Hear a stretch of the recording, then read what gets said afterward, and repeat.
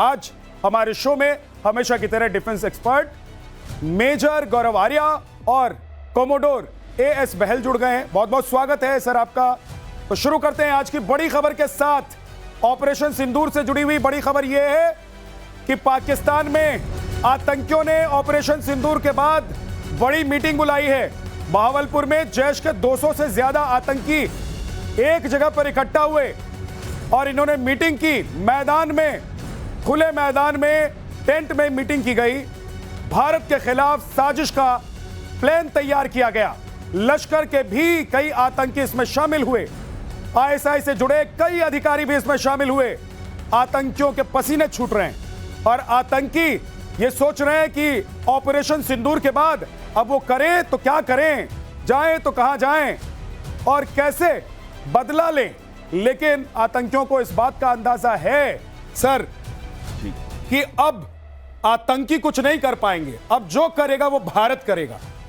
बिल्कुल सही कह रहे हैं आप। सबसे पहले यह कहूंगा कि जो हमने खौफ पैदा कर दिया आतंकियों के अंदर और जो हमने 9 स्ट्राइक्स करी थी इंडियन एयरफोर्स ने और आर्मी के साथ मिलकर, उन्होंने ऐसी सिचुएशन क्रिएट कर दी है कि उधर उनको समझ नहीं आ रहा कि वो क्या करें। इसीलिए इतनी मीटिंग्स हो रही हैं, वापस रिक्रूटमेंट की तरफ फोकस हो रहा है और वापस ट्रेनिंग की तरफ फोकस हो रहा है। वो चाहते हैं कि एक बार फिर से उनकी हौसले बढ़े। यहां तक कि जितने भी आतंकी थे और लश्कर के भी आतंकी अब मिलके जो जैशे मोहम्मद के साथ मिलके मीटिंग्स कर रहे हैं, उनके साथ मिलके साथ ही में रिक्रूटमेंट्स बढ़ा रहे हैं। तो भारत को ऐसा मत समझिए हमारा ऑपरेशन सिंदूर आज बंद नहीं हुआ है। हमारा आ गए। बहुत बहुत स्वागत है सर आपका भी। और ये आतंकी सर मीटिंग कर रहे हैं जी, ये सोच रहे हैं कि अब भी हम कुछ कर लेंगे। ये सभी एक जगह इकट्ठा हो रहे हैं पाकिस्तान में। देखिए, मुझे ऐसा लगता है कि ये बड़ी बात नहीं है कि आतंकी मीटिंग कर रहे हैं जी। ये बड़ी बात है कि कहां बैठ के खुलेआम मीटिंग कर रहे हैं। यानी कि पाकिस्तान में आतंकवादी होना एक मान सम्मान की बात है, बुरी बात नहीं है। ये पाकिस्तान में अच्छा है कि जब माँ बाप बच्चे से बोलते हैं कि बेटा बड़ा हो के तुम्हें हाफिज सईद अंकल जैसा बनना है, इसीलिए तो खुलेआम ये लोग मीटिंग करते हैं। शान और शौक। देखिए, एक आतंकी मरता है, पीछे 3 स्टार जनरल खड़ा है, उसका पाकिस्तानी आर्मी का कोर कमांडर खड़ा है। भाई, कोर कमांडर खुदा होता है पाकिस्तान में, ये खुदा की हैसियत रखता है कोर कमांडर। कोर कमांडर खड़ा है, वहां पे 2 मेजर जनरल खड़े हैं, वहां पे कितने ब्रिगेडियर खड़े हैं, वो उसके नमाज जनाजा में वहां पे खड़े हैं। और आप ये देख लीजिए कि इससे बड़ा प्रूफ कोई चाहिए कि वो आतंकी फौज है। लेकिन एक बात यह है कि इन आतंकियों को यह समझ में आ गया है कि भाई अभी तक जो हम कर रहे थे उससे काम नहीं चल रहा है। बिल्कुल, और भारत छोड़ेगा नहीं। हमारा ऑप सिंदूर जो है वो कंटिन्यू है और अगर कोई भी ऐसी हरकत इन्होंने की तो उसका जवाब इतना सीरियसली दिया जाएगा कि हम डिफरेंशिएट नहीं करेंगे कि वो आतंकी है, कि वो मिलिट्री का लीडर है या मिलिट्री की इक्विपमेंट है। हम यहां पे अंदर से घुस के मारेंगे, बताएंगे और विश्व को भी जागृत करेंगे। ठीक है, आप इधर आ जाइए सर जी। मैं आधा जाता हूं इधर और पाकिस्तान को अब तीनों मिलकर हम यहां से जवाब देने वाले हैं। एक बड़ी खबर और बता देता हूं अपने दर्शकों को, ऑपरेशन सिंदूर से जुड़ी हुई बड़ी खबर है। पाकिस्तान के पीएम शहबाज शरीफ ने कबूल कर लिया है, उसका कबूलनामा सामने आ गया है कि भारत ने ब्रह्मोस से हमला किया था और धुआं धुआं कर दिया था। यह धुआं धुआं अब उनको समझ में आ रहा है। हालांकि तस्वीरें, दस्तावेज तो पाकिस्तान पहले ही भेज चुका है। सर एक बार सुन लेते हैं कि शहबाज शरीफ ने कैसे कबूल किया। आप सोचिए कि शहबाज शरीफ जब ये कबूल कर रहे होंगे तो उनके दिल पर और उनके दिमाग में क्या चल रहा होगा और क्या बीत रही होगी। वो कह रहे हैं कि 9 से 10 मई की रात अटैक का जवाब देने का फैसला किया था। पाकिस्तान एयरफोर्स और पाकिस्तान आर्मी तैयार थी और फज्र की नमाज के बाद सुबह 4:30 बजे एक्शन की तैयारी भी थी। हमसे पहले ही भारत ने ब्रह्मोस मिसाइल से हमला कर दिया। अब ब्रह्मोस से रावलपिंडी एयरपोर्ट समेत कई इलाकों पर हमला किया गया। सर ये इनका दर्द धीरे धीरे निकल रहा है और ये समझ में आ रहा है कि भारत कह रहा था कि मारूंगा, लेकिन तब भी ये लोग समझ नहीं पाए, तब भी ये लोग नहीं भाप पाए कि भारत कब मारने वाला है। देखिए, मुझे तो ये समझ में नहीं आ रहा कि इन्होंने 4 दिन पहले तो इतना बड़ा जश्न मनाया था, वहां पे पार्टी करी थी कि हम जीत गए। और ये खुद कह रहे थे कि भारत नहीं मार पाया। भारत ने करने की कोशिश करी, हमारे एयर डिफेंस ने भारत के इतने रफेल उड़ा दिए, इतनी बैलिस्टिक मिसाइल उड़ा दी, इतने ड्रोन उड़ा दिए, इतनी क्रूज मिसाइल उड़ा दी। ये सारी की सारी स्टोरी करने के बाद ही तो इन्होंने जनरल से उसको फील्ड मार्शल बनाया था, आसिम मुनीर को। अब ये आसिम मुनीर के बैठे बैठे ये बोल रहे हैं कि साहब मार्शल की फील्ड मार्शल वही आप कुछ कह लीजिए, फील्ड ही है वो। लेकिन अब ये कह रहा है कि साहब हमने बोला कि फजर की नमाज के बाद हम लोग एक काम करेंगे, पहले नमाज पढ़ लेंगे, उसके बाद हम लोग अटैक करेंगे भारत को। लेकिन भारत ने उसके पहले अटैक कर दिया। अरे अगर भारत ने बोल भी दिया ऐसा या कर भी दिया भारत ने ऐसा, मानिए कि आप कह रहे हैं चलिए भारत ने अटैक कर दिया, ये पब्लिकली खुद की बेइज्जती करने वाली बात है भाई। ये कोई बोलने वाली चीज होती है? हमने बोला था हम अटैक करें, लेकिन पहले भारत ने 4 थप्पड़ मारे और भारत निकल लिया वहां से। ये कोई पब्लिकली एडमिट करने वाली बात नहीं होती है। खुलेआम अपने आर्मी चीफ के सामने ये सब बोल रहा है। सर ये कहीं उन लोगों को भी तो जवाब नहीं दे रहे जो इधर से कह रहे हैं कि कहां मारा। बिल्कुल, एक बहुत ही अच्छी चीज इन्होंने बोली जो कि बिल्कुल गलत है। इन्होंने कहा कि हम नमाज पढ़ रहे थे जब उससे पहले इन्होंने हमला कर दिया। लेकिन एक बार पहले इनकी स्टेटमेंट आई थी कि मैं स्विमिंग कर रहा था, अगर आपको याद रहे। तो ये क्या कर रहे थे, ये इनको ये खुद याद नहीं है कि वो स्विमिंग कर रहे थे कि वो नमाज पढ़ रहे थे। और दूसरी चीज, इन्होंने बदला लेने की कोशिश की थी 8 और 9 की रात को, और इन्होंने ही एस्केलेट किया था मिलिट्री और सिविल टारगेट्स के ऊपर। हमने तो उसका जवाब दिया था, हमने उस स्केल पे भी जाके डोमिनेट किया था, और तब हमने ब्रह्मोस मिसाइल छोड़ी थी इनके ऊपर। तो ये कैसे झूठ बोल रहे हैं? ये तो बिल्कुल झूठ बोल रहे हैं। यानी कि इन्होंने कोशिश की, हमारी ढाल जो थी इंटीग्रेटेड एयर डिफेंस सिस्टम की, उसने उनका एक भी ड्रोन, एक भी मिसाइल 400 से ऊपर मारे थे उन्होंने पहले दिन ही, 8-9 की रात को। पाकिस्तान की तो सर ये फितरत रही है कि सच बोलते बोलते झूठ बोल देना, और झूठ बोलते बोलते थोड़ा सच कहीं निकल जाता है। ये पाकिस्तान की फितरत रही। लेकिन एक और बड़ी खबर, ब्रह्मोस मिसाइल को लेकर प्रधानमंत्री नरेंद्र मोदी ने क्या बोला है वो बता देते हैं। ब्रह्मोस ने दुश्मन के घर में घुसकर तबाही मचाई। ब्रह्मोस मिसाइल ने दुश्मनों को सीने में कैसे जख्म दिए और सोने तक नहीं दिया, ये आज प्रधानमंत्री नरेंद्र मोदी बता रहे थे। और पाकिस्तान का दिल फिर से धड़क रहा था। धड़क क्यों रहा एक बार फिर से पाकिस्तान का दिल, क्यों कमजोर पड़ने लगा है दिल, वो भी आपको बताएंगे। लेकिन जरा सुन लीजिए प्रधानमंत्री नरेंद्र मोदी ने आज क्या कहा है। लेकिन इंडिया की ताकत भी देखी है। हमारे भारतीय हथियारों ने, ब्रह्मोस मिसाइल ने दुश्मन के घर में घुसकर तबाही मचाई। जहां टारगेट तय किया वहां धमाके किए। ये ताकत हमें आत्मनिर्भर भारत के संकल्प से मिली है।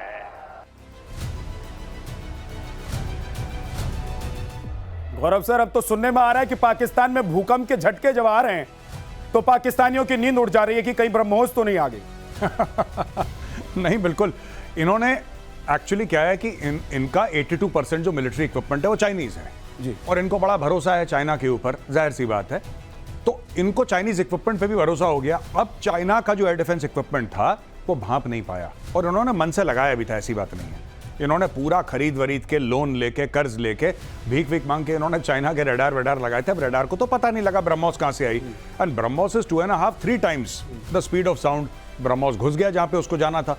ये आप पाकिस्तानियों को देखिए, सबसे हंसी वाली बात पता है क्या शहबाज शरीफ के स्टेटमेंट पे? ये नहीं कि वो मान रहा है, बार बार मैं कह रहा हूं कि ये जश्न मनाने के बाद वाली स्पीच है। वो कह रहा है कि भारत ने हमें मारा, वो कह रहा है कि हम अटैक करना चाहते थे उसके पहले भारत ने मारा। अब कोई पाकिस्तानी ये पूछे कि भाई जब तुम कबूल कर रहे हो दुनिया भर के सामने कि भारत ने मारा, तो तुमने इस आदमी को प्रमोशन क्यों दिया? तुमने जश्न क्यों मनाया? हर जगह पोस्टर क्यों लगाए? मुझे तो अभी तक ये समझ में नहीं आ रहा। और ये जो कह रहे हैं कि हमने भारत के दांत खट्टे कर दिए, अपनी बेइज्जती तो खुद कर ही रहे हैं शहबाज शरीफ साहब, अपनी खुद को बेइज्जत तो कर ही रहे हैं ये सब बोल के। लेकिन भारत का एक वीडियो, एक फोटो, एक प्रूफ इन्होंने अभी तक नहीं दिया है कि साहब ये देखिए भारत में हमने ये तबाही मचाई। बस अपने लोगों को क्या झूठ बोला है कि दिल्ली के ऊपर हमारे 60-70 जहाज थे। और शाहिद अफरीदी तो उधर जश्न मना रहे थे लोगों के साथ, उनको लग रहा था कि वो अगले इमरान खान हो जाएंगे। जी, मैं बता रहा हूं, ये शाहिद अफरीदी को जैसे कि घर में माएँ हमारी वो नहीं करती कि जब सर्दियां खत्म हो जाती हैं तो नेप्थलीन लगा के और रजाई को फोल्ड करके डाल देते हैं अंदर, देखा होगा ना कि फफूंद ना लगे रजाई में, बदबू ना आए। शाहिद अफरीदी को ये लोग फोल्ड करके अलमारी में डाल देते हैं, और जैसे ही लगता है कि थोड़ी सी ठंड हुई फिर उसको झाड़ वाड़ के धूप दी और सबके सामने। शाहिद अफरीदी का यही काम है। ये पाकिस्तानी आर्मी का एक, जिसको कहते हैं कि इंफॉर्मेशन वॉरफेयर, तो क्या ही करेंगे वो लोग, एक छोटा सा एसेट है उनका, और हर जगह इसको सामने। अब देखिए शाहिद अफरीदी गाड़ी में जाता है और झंडा वेव कर रहा है, हम जीत गए, हम जीत गए, हम जीत गए, हम जीत गए। ये शाहिद अफरीदी कह रहा है जीत गए। लेकिन कोई पाकिस्तानी कौम से ये तो बोले कि भाई जीत गए, उसका कोई सबूत होगा, कुछ तो होगा, कुछ तो आप लोगों ने करा होगा, कोई एक फोटो होगी भारत से, कुछ आपके सैटेलाइट, चाइनीज की सैटेलाइट, आपके इतने अच्छे दोस्त हैं, चाइना की सैटेलाइट ने कुछ तो आपको दिया होगा कि साहब ये ठीक है, आप गए थे, आपने पंजाब में बम मारा, पंजाब में एयरबेसिस तबाह कर दिया आपने, तो उसकी ये फोटोग्राफ है। चाइना के पास सैटेलाइट नहीं है, एक इनके पास है नहीं। ये पता नहीं कौन सी स्टोरी सुना रहे हैं जी। भारत और पाकिस्तान में वैसे तो सारे ही फर्क हैं, हम लोग मिलते ही नहीं हैं एक दूसरे से, लेकिन एक सबसे बड़ी बात जो है वो ये कि पाकिस्तान सीना चौड़ा करके झूठ बोलता है और सीना चौड़ा करके भारत ठोकता है। सर मैं गलत तो नहीं कह रहा हूं? बिल्कुल ठीक कह रहे हैं। अगली बड़ी खबर बता देता हूं, दुश्मन के ड्रोन का नया काल तैयार कर लिया भारत ने। भारत ने नए काउंटर ड्रोन सिस्टम पर काम करना शुरू कर दिया। सेना को जल्द ही यह काउंटर ड्रोन सिस्टम मिल जाएगा।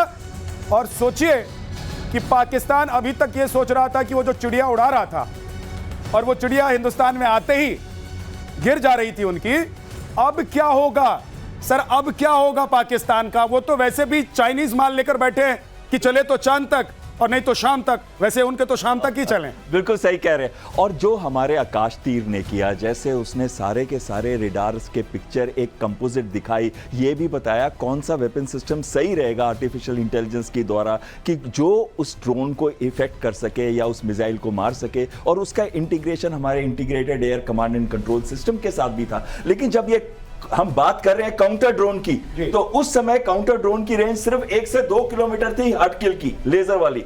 आज हमारे रिसर्च एजेंसीज बना रही हैं जिसकी रेंज 3.5 से 5 किलोमीटर है। सिर्फ कुछ ही देश हैं विश्व के जिनकी 10 किलोमीटर है, जो कि आप जानते हैं आयरन ईगल सिस्टम जो कि इजराइल का है, जिसकी 10 किलोमीटर है। अमेरिका की भी सिस्टम की रेंज सिर्फ 6 किलोमीटर है। यानी कि अब बहुत जल्दी हम ड्रोन्स के और काउंटर ड्रोन्स के अंदर भी दुनिया की नंबर 2 या 3 पोजीशन पे जल्दी आने वाले हैं। सर गौरव सर, थोड़ा ये भी पाकिस्तान के लिए बताइए, हम हिंदुस्तानी तो सब जानते ही हैं, पाकिस्तान के लिए बताइए कि भैया अब भेजोगे अगर ड्रोन तो क्या हश्र होगा? अभी तक तो भेज रहे थे, सोच रहे थे कि दिल्ली तक चला जाएगा तुम्हारा ड्रोन, वो वहीं घुसने से पहले ही मार खा जाता था। अब क्या होने वाला है इनके साथ? इनको होगा कुछ नहीं। देखिए, पाकिस्तान को इससे फर्क नहीं पड़ता कि पाकिस्तानी ड्रोन भारत में कितना अंदर आए।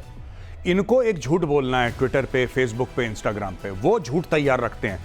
ये फिर झाड़ के धूप देके शाहिद अफरीदी को बाहर निकाल देंगे। आप खुद देखिए ना, अभी शहबाज शरीफ ने, आपने चलाया उसका वीडियो कि साहब फजर की नमाज से बाद हमने बोला करें, पहले ही उन्होंने ठोक दिया। तो ये पाकिस्तान को, ये इससे कोई फर्क नहीं पड़ता। पाकिस्तानी आवाम, मुझे कहना नहीं चाहिए सब ऐसे नहीं होते किसी देश में, लेकिन ज्यादातर जाहिल हैं, कम पढ़े लिखे लोग हैं पाकिस्तान में, इलिटरेसी बहुत ज्यादा है। उनको कोई भी बेवकूफ बना देता है, इनको कोई भी स्टोरी सुना देता है। अभी ये देखिए, अभी रिसेंटली वो वहां के बहुत बड़े एक मशहूर पाकिस्तान के डिफेंस एनालिस्ट हैं, लाल टोपी बोलते हैं उनको साहब, जैद आमिद।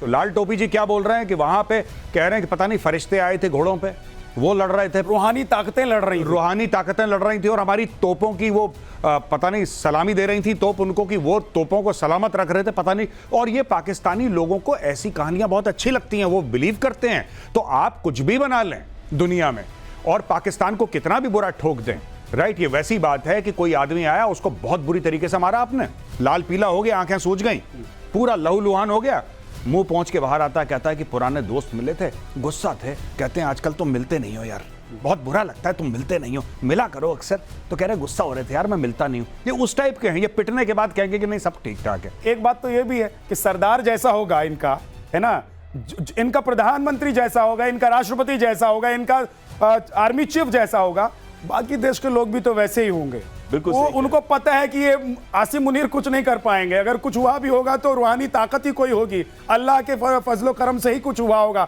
अगर कुछ जानें बची होंगी तो सिर्फ अल्लाह के फजलो करम से बची होंगी। एक और बड़ी खबर बता देता हूं सर, उसके बाद आपके पास आऊंगा। अरब सागर में ऑपरेशन सिंदूर का जश्न आज कैसे मनाया गया? INS विक्रांत पर रक्षा मंत्री राजनाथ सिंह पहुंचे थे और राजनाथ सिंह ने कहा कि आतंक की मियाद अब खत्म हो चुकी है। रक्षा मंत्री ने कहा कि हमारी नेवी का मनोबल समुद्र से अधिक गहरा और विशाल है और इसका सर अंदाजा पाकिस्तान को आज भी है और पहले भी था। बिल्कुल सही कह रहे हैं। हमारी नेवी की अगर हम बात करें 293 शिप्स, उनकी देखें तो 121 ही है सिर्फ, और ऊपर से हमारे पास 18 सबमरीन है जिसमें न्यूक्लियर सबमरीन है, यानी कि हम सेकंड स्ट्राइक भी कर सकते हैं और पानी से कर सकते हैं। ये नहीं है कि वो नहीं सेकंड स्ट्राइक कर सकते, लेकिन वो पानी से या सबमरीन से नहीं कर सकते, हम सबमरीन से भी कर सकते हैं। हमारी ब्रह्मोस सबमरीन में भी लगी है, और ब्रह्मोस को नहीं पता कि ये PL-15 है, ब्रह्मोस को नहीं पता कि ये इनका जो सिस्टम है ये पाकिस्तानी रेडार्स हैं, YL-8C है या YL-8E है, उसको नहीं पता। उसको ये पता है कि ये सिस्टम है, टारगेट है, इसको ठोकना है और अंदर जाके ऐसा मारना है कि कुछ भी बचने वाला नहीं है, उसको कोई पकड़ नहीं सकता उनके सिस्टम्स में से।